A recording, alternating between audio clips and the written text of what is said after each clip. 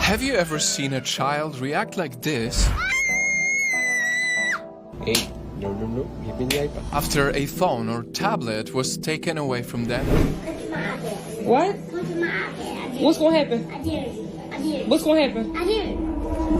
Because we just investigated this trend. Mommy, what? Mommy. Oh, not right now.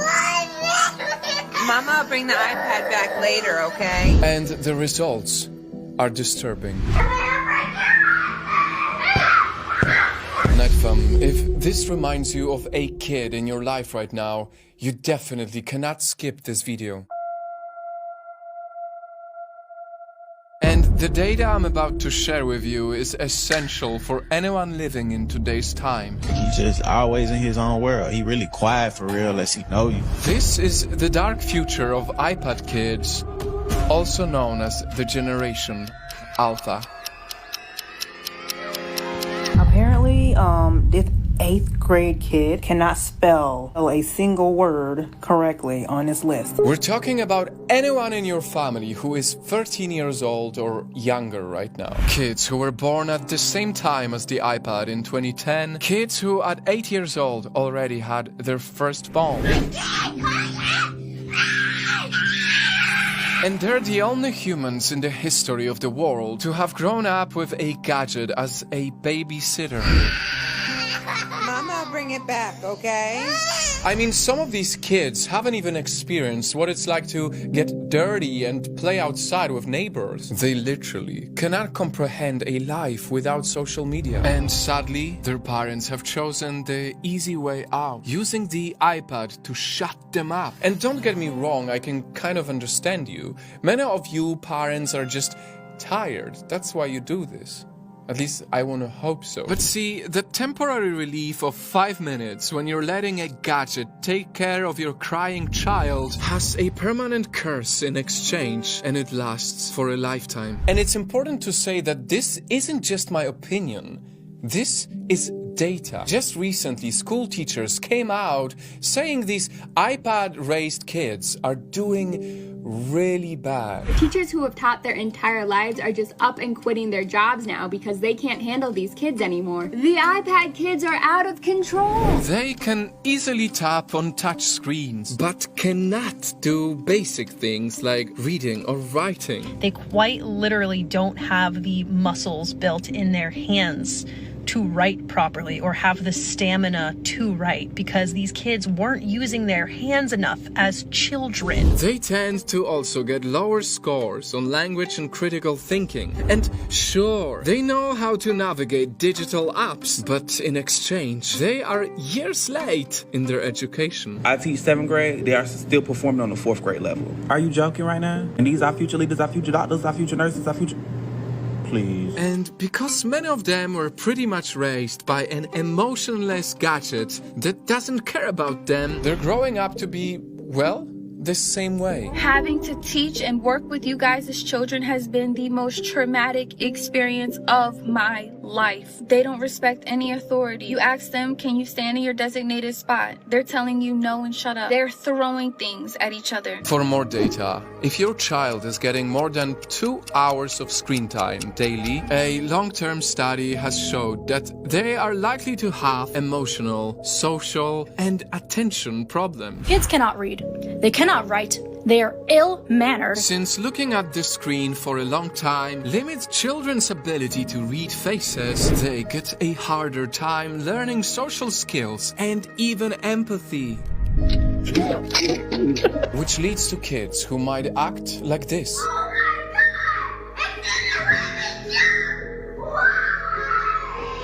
Like they have anger issues, because when you train them to have everything in an instant, they don't even get to learn about patience. I'm taking away your iPad.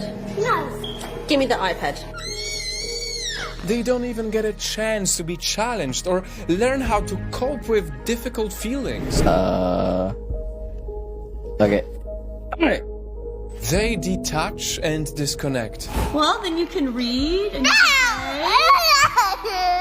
And it is so heartbreaking that all of this wrong exposure is happening at such a crucial age. Because, for even more data, at the early age of 5, up to 90% of a child's brain has already developed, meaning whatever their brain learns within this period will lay the foundation of how they will be as an adult. Look, there's your books down there. You wanna read a book with Dad?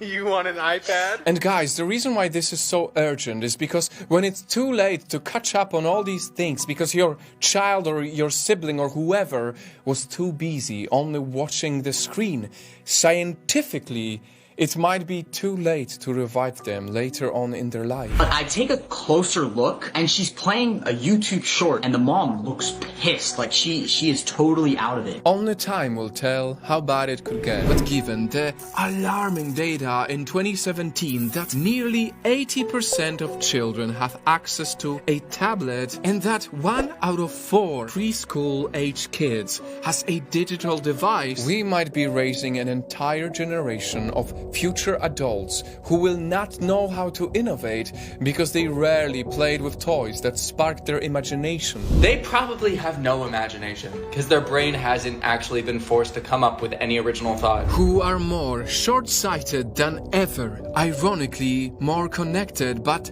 also more lonely and likely untrusting because they have been so exposed to the nasty side of reality through their screens. I mean, do you notice how our Gen Z teens today seem to suffer way more from anxiety, depression, ADHD, dysmorphia, and all the other mental health issues? That so many parents who grew up without iPads, without iPhones, without smart devices, act as if they have no clue what to pull out if they take the iPad away. That's why it's just so ironic because Steve Jobs himself, who created the iPad, once said that he would never allow his own kids to use them. The Apple founder actually would not let his own kids play with computers. Because he himself knew he created an addictive machine that is specifically manufactured for your kids to get hooked. Yes, your kids are being targeted with overstimulation, with YouTube channels like CoComelon, using the brightest colors, flashing lights, and memorable music, all acting like stimulants in children's minds. They won't be able to resist this. They are almost hypnotized by it. And soon, like junkies who need to get their next fix, everything else to them in the real world will pale in comparison. But won't even watch the hockey game because they're too busy playing a game of hockey on the iPad instead of watching the hockey in real life. Because now that they are raised by the algorithms, they are bored by reality. Until the online world they always watch starts to blend with their real life, and they find it difficult to see the difference between both. I mean, let's be honest, I'm sure you've noticed how some kids these days already speak and act like they are in videos. And perhaps the most disturbing thing is not just what they watch, but who is watching them. If you don't guard your child enough, they can encounter evil channels on YouTube or TikTok that fool kids with twisted versions of cartoons. On the left of the screen, there's the real episode of Peppa Pig, and on the right,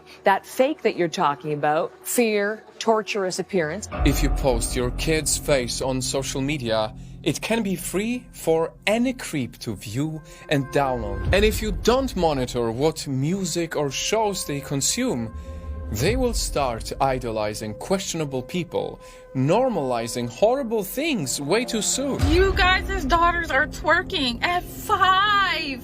5!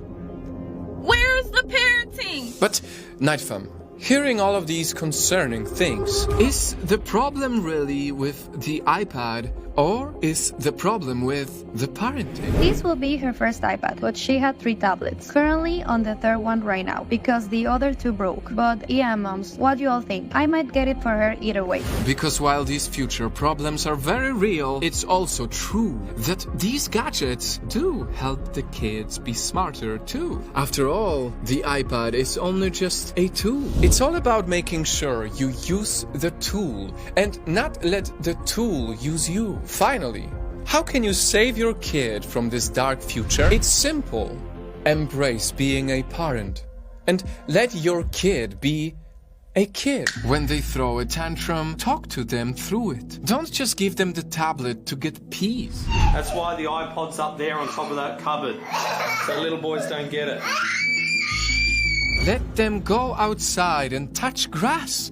Let them have the same rich childhood you had. Because boredom is really where their creativity can shine. And if you absolutely have to give your kid that iPad, make sure they are at least 3 years old, and please keep it to a minimum until they learn to never look for it anymore. What do you want? I want the iPad.